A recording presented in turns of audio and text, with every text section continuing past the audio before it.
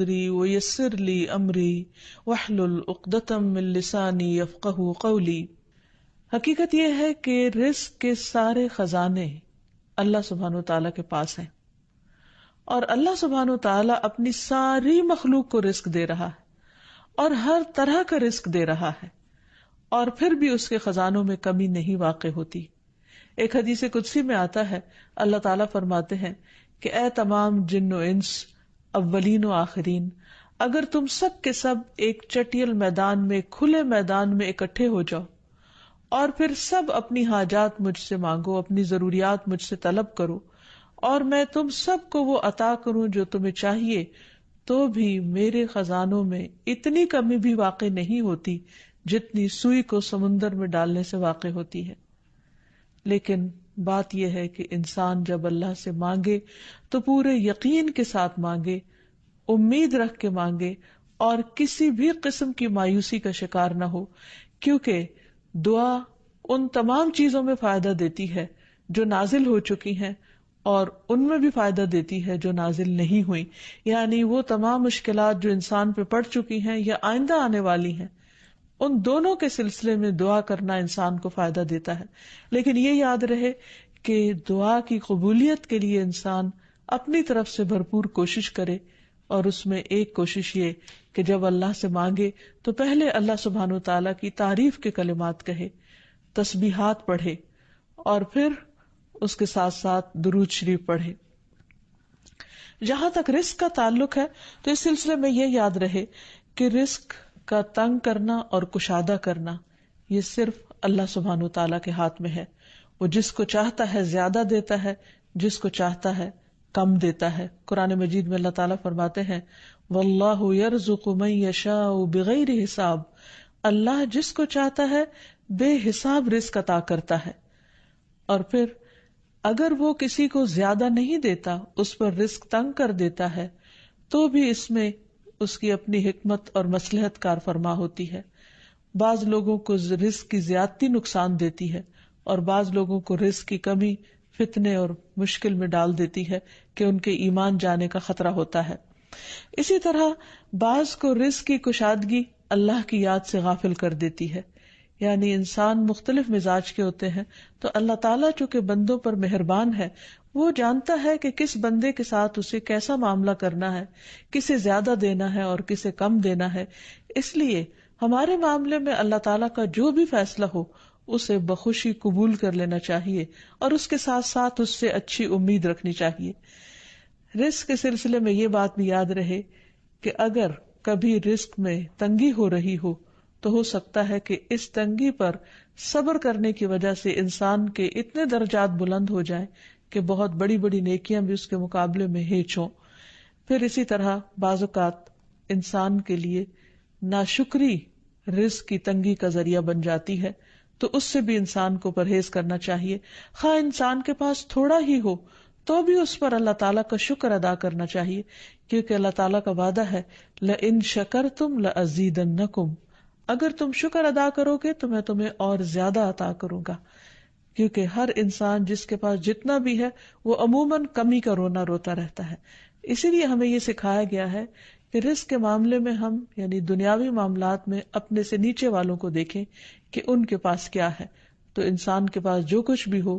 انسان اس پر راضی ہو سکتا ہے، مطمئن ہو سکتا ہے، خوش ہو سکتا ہے، اور اللہ تعالیٰ کا شکر گزار ہو سکتا ہے۔ اور یہ ہمیشہ یاد رکھے کہ اصل میں الرزاق تو اللہ تعالیٰ ہی ہے۔ اس لیے جب بھی رزق کے معاملے میں کسی بھی قسم کی کوئی مشکل ہو، اونچ نیچ ہو، تو فوراً اللہ تعالیٰ کی طرف انسان رجوع کرے اور اللہ تعالیٰ سے خوب خوب دعائیں کرے، کیونکہ وہ دعاؤں کا سننے والا ہے، قریب مجیب ہے، بہت قریب ہے، اور ہر بات کا جواب دیتا ہے۔ ایسا نہیں کہ وہ انسان کی دعا کو نظر انداز کر دیتا ہے، اور یہ تو اس کا خود حکم ہے، وَقَالَ رَبُّكُمُ ادْعُونِي أَسْتَجِبْ لَكُمْ، تمہارا رب کہتا ہے کہ تم مجھ سے مانگو تو میں تمہاری دعا قبول کروں گا۔ تو ہمیشہ ہمیں یہ یاد رکھنا چاہیے کہ رزق کی کنجیاں اللہ تعالیٰ کے پاس ہیں۔ فرمایا لَهُ مَقَالِيدُ السَّمَاوَاتِ وَالْأَرْضِ يَبْسُطُ الرِّزْقَ لِمَن يَشَاءُ وَيَقْدِرُ إِنَّهُ بِكُلِّ شَيْءٍ عَلِيمٌ، آسمانوں اور زمین کی چابیاں اسی کے پاس ہیں، وہ جس کے لیے چاہتا ہے رزق کشادہ کر دیتا ہے اور جس کو چاہتا ہے تنگ کر دیتا ہے، بلا شبہ وہ سب کچھ جاننے والا ہے۔ اور پھر تمام مخلوقات کے رزق کی ذمہ داری اسی پر ہے۔ فرمایا وما من دابۃ الا علی اللہ رزقها، اور کوئی جاندار ایسا نہیں کہ جس کے رزق کا ذمہ اللہ کے اوپر نہ ہو۔ کوئی ایک چھوٹی سے چھوٹی چونٹی اور اس سے بھی چھوٹی مخلوق، ان سب کو وہی کھلاتا اور پلاتا ہے، وہی زندگی دیتا ہے اور زندگی کے اسباب مہیا کرتا ہے۔ لیکن اکثر لوگ اللہ تعالیٰ کے اس اختیار سے لا علم ہے۔ اسی لیے اللہ تعالیٰ فرماتے ہیں قل ان ربی یبسط الرزق لمن یشاء ویقدر ولکن اکثر الناس لا یعلمون، کہہ دیجئے بے شک میرا رب رزق فراخ کرتا ہے جس کے لیے چاہتا ہے اور تنگ کر دیتا ہے، لیکن اکثر لوگ علم نہیں رکھتے۔ یعنی بہت سے لوگ اس حقیقت کو بھول جاتے ہیں، اور جب ان کے پاس زیادہ آتا ہے تو وہ سمجھتے ہیں کہ یہ ان کی محنت کا نتیجہ ہے، یہ ان کی کوششیں اور ان کے سمجھداری ہے جس کی وجہ سے ان کو زیادہ ملا ہے۔ اور اگر کسی کے پاس کم ہوتا ہے تو عموماً لوگ سمجھتے ہیں کہ یہ اس کی اپنی حماقت اور بے وقوفی کی وجہ سے یا ناسمجھی کی وجہ سے اس کو نہیں مل رہا۔ حالانکہ بعض اوقات اللہ سبحانہ وتعالی انتہائی ناسمجھ لوگوں کو بھی بہت کچھ عطا کر دیتا ہے، اور بعض اوقات بہت زیادہ پڑھے لکھے سمجھدار عقل مند لوگ اپنے 2 وقت کے کھانے کے لیے بھی پریشان ہوتے ہیں۔ حقیقت یہ ہے کہ اللہ سبحانہ وتعالی جسے چاہے خوب نوازے، اور دینے سے اس کے خزانوں میں کوئی کمی واقع نہیں ہوتی، اور یہ اس کی اپنی مشیت اور اس کی اپنی چاہت ہے۔ وہ چاہے تو اپنے نافرمانوں کو بہت کچھ دے دے۔ ہم دیکھتے ہیں کہ دنیا میں بہت سے لوگ اس کی ذات کا بھی انکار کرتے ہیں، اس کے آگے سجدہ بھی نہیں کرتے، اس کی راہ میں کچھ صدقہ خیرات بھی نہیں کرتے، لیکن اس کے باوجود ان پر رزق برستا ہی چلا جاتا ہے، کیونکہ اللہ سبحانہ وتعالیٰ ان کو ڈھیل دیتا ہے۔ پھر اسی طرح اللہ تعالیٰ نے ہر ایک کا چونکہ رزق مقرر کر رکھا ہے، تو جن کے حصے میں زیادہ دیا یا زیادہ رکھا ہے، وہ ایسا نہیں کہ ضروری طور پر ان کی کسی نیکی کی وجہ سے ہی ہو، وہ اللہ تعالیٰ کی تقسیم کی بنا پر ہے۔ اللہ تعالیٰ کا اپنا فیصلہ ہے جو اس کے حکمت پر مبنی ہے، جسے انسان نہیں جانتے، کیونکہ اللہ تعالیٰ نے ہر انسان کا رزق مقرر کر رکھا ہے، اور جو انسان کے مقدر میں ہوتا ہے وہ اس کو مل کر رہتا ہے۔ اسی لیے جابر بن عبداللہ کہتے ہیں کہ اللہ کے رسول صلی اللہ علیہ وسلم نے فرمایا، اگر ابن آدم اپنے رزق سے اسی طرح بھاگے جس طرح موت سے بھاگتا ہے، تو بھی رزق اسے اسی طرح پا لے گا جس طرح اسے موت پا لیتی ہے، یعنی اس کا رزق اس تک پہنچ کر رہے گا۔ اس سلسلے میں ایک بہت اہم بات یاد رکھنے کی ہے کہ انسان رزق کے معاملے میں ہمیشہ اللہ تعالیٰ کی طرف رجوع کرے، اور کسی بھی پریشانی کی صورت میں غیر اللہ کی طرف رجوع نہ کرے، یعنی اپنے دکھ، تکلیف، پریشانی، اس کا داستان، اس کے بپتا صرف اللہ تعالیٰ کو سنائے، اسی سے دعائیں مانگے، اور یہ مت سمجھے کہ اللہ تعالیٰ نہیں سنتا تو وہ کسی اور کے در پر جا کر اپنی مشکل بیان کر کے اسے مشکل کشا سمجھتے ہوئے اس سے اپنی حاجات پوری کروا سکتا ہے۔ قرآن مجید میں اللہ تعالیٰ فرماتے ہیں وَاللَّهُ جَعَلَ لَكُم مِّنْ أَنفُسِكُمْ أَزْوَاجًا وَجَعَلَ لَكُم مِّنْ أَزْوَاجِكُمْ بَنِينَ وَحَفَدًا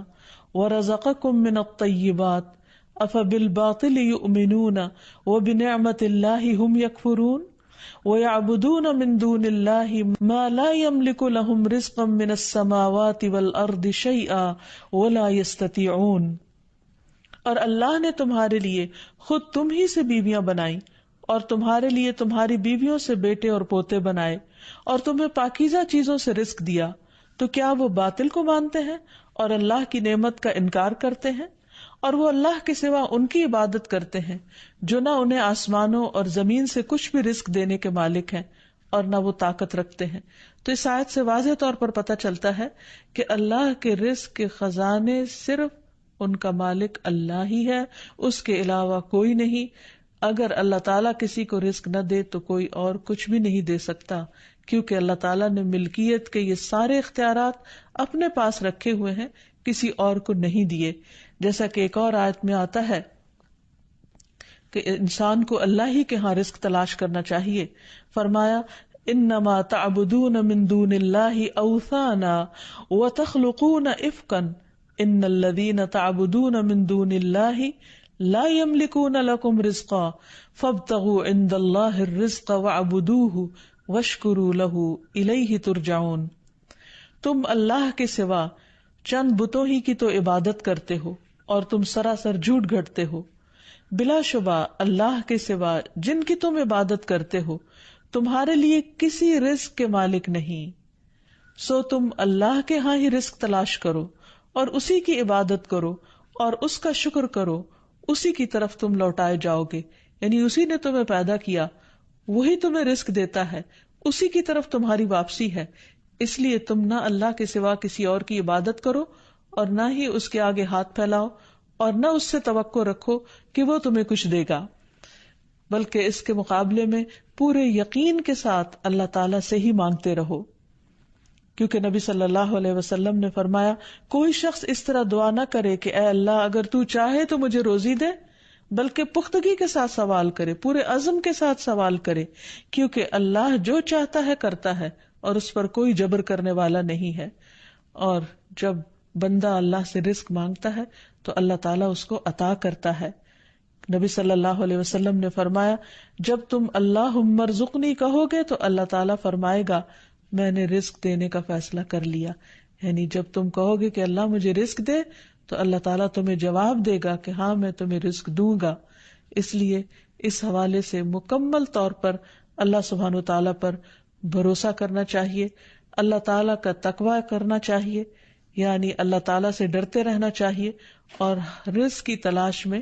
حرام راستے اختیار نہیں کرنے چاہیے، کیونکہ اللہ سبحانہ وتعالیٰ کا وعدہ ہے وَمَن يَتَّقِ اللَّهَ يَجْعَل لَّهُ مَخْرَجًا وَيَرْزُقْهُ مِنْ حَيْثُ لَا يَحْتَسِبُ. جو اللہ کا تقوی اختیار کرے گا اللہ تعالیٰ اس کے لیے مشکل سے نکلنے کی کوئی راہ ضرور بنا دے گا اور اس کو وہاں سے رزق عطا کرے گا جہاں سے وہ سوچتا بھی نہیں ہوگا، یعنی اس کا وہم و گمان بھی نہیں ہوگا، اس کا خیال بھی نہیں ہوگا. اللہ تعالیٰ غیب سے ایسے اسباب پیدا کر دے گا جن کے بارے میں انسان نے کبھی سوچا نہ ہوگا. لیکن شرط یہ ہے کہ جب انسان کے اوپر آزمائش کا وقت ہو تو اس وقت وہ اللہ تعالیٰ سے حلال ہی کو طلب کرتا رہے اور پریشان ہو کر حرام راستے اختیار نہ کرے. اللہ تعالیٰ کا وعدہ ہے کہ اگر کوئی اللہ سے ڈرتا ہے، اللہ کی اطاعت کرتا ہے، اللہ کی نافرمانی سے بچتا ہے تو پھر ایسی صورت میں اللہ تعالیٰ اس پر آزمائش کے ختم ہونے کے بعد آسمان و زمین سے برکتوں کے دروازے کھول دے گا. فرمایا وَلَوْ أَنَّ أَهْلَ الْقُرَىٰ آمَنُوا وَاتَّقَوْا لَفَتَحْنَا عَلَيْهِمْ بَرَكَاتٍ مِّنَ السَّمَاءِ وَالْأَرْضِ. اور اگر یہ بستیوں والے ایمان لے آتے اور اللہ کا تقوی اختیار کرتے تو ہم ان پر آسمان اور زمین کی برکتوں کے دروازے کھول دیتے. یعنی اللہ تعالیٰ ان دروازوں کو بند کر کے آزماتا ضرور ہے، لیکن وہ دیکھتا یہ ہے کہ بندہ کرتا کیا ہے، اور جب بندہ اللہ کی اطاعت ہی کا عزم دل میں رکھتا ہے تو اللہ تعالیٰ اپنی رحمتیں عام کر دیتا ہے. پھر یہ کہ انسان کو اللہ کی تقسیم پر راضی رہنا چاہیے. اگر اپنے سے زیادہ کسی کو ملا ہے تو اس پر حسد نہیں کرنا چاہیے، اور اگر اپنے سے کم کسی کے پاس ہے تو اس کے اوپر اس کو حقیر نہیں سمجھنا چاہیے، بلکہ انسان کی قدر کرنی چاہیے اور ہمیشہ یہ سوچنا چاہیے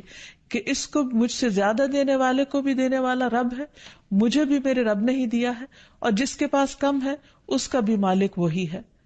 اور یہ بھی انسان یاد رکھے کہ انسان جب حرام سے بچتا ہے، غلط راستوں سے بچتا ہے، اللہ تعالیٰ کی فرما برداری کرتا رہتا ہے، اس کا شکر ادا کرتا رہتا ہے، تو اللہ تعالیٰ اس کو حلال طریقوں سے بھی رزق عطا کرتا ہے. حدیث میں آتا ہے کہ رزق کی تلاش میں میانہ روی اختیار کرو، یعنی بہت ڈیسپریٹ نہ ہو جاؤ، اللہ تعالیٰ ضرور دروازہ کھولے گا. کہیں ایسا نہ ہو کہ رزق کا مؤخر ہونا یعنی ڈیلے ہونا تمہیں اس بات پر اکسا دے کہ تم اللہ تعالیٰ کی نافرمانیاں کرنے لگو، یعنی نافرمانی کے ذریعے اس کا رزق تلاش کرو. یاد رکھو جو کچھ اللہ تعالیٰ کے پاس ہے وہ اس کی اطاعت سے ہی حاصل کیا جا سکتا ہے. اور اس سلسلے میں خصوصی طور پر استغفار بہت کارآمد ہے کہ انسان اپنے گناہوں کی معافی مانگتے ہوئے اللہ تعالیٰ سے رزق کے لیے دعا کرے. پھر اسی طرح رشتہ داروں کے ساتھ اچھا سلوک کرے، کیونکہ نبی صلی اللہ علیہ وسلم نے خاص طور پر یہ بات فرمائی ہے کہ جو شخص یہ چاہتا ہے کہ اس کی عمر دراز ہو اور اس کے رزق میں وسعت ہو تو اسے چاہیے کہ وہ صلہ رحمی کرے، یعنی اپنے رشتہ